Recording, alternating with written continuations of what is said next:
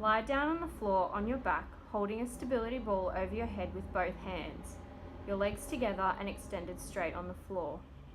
In one motion, brace your core and lift both your arms and legs up, placing the ball in between your feet. Squeeze the ball in between your legs and lower both your arms and legs back down to the ground. Repeat the above process, passing the ball back to your hands, and that will complete one repetition.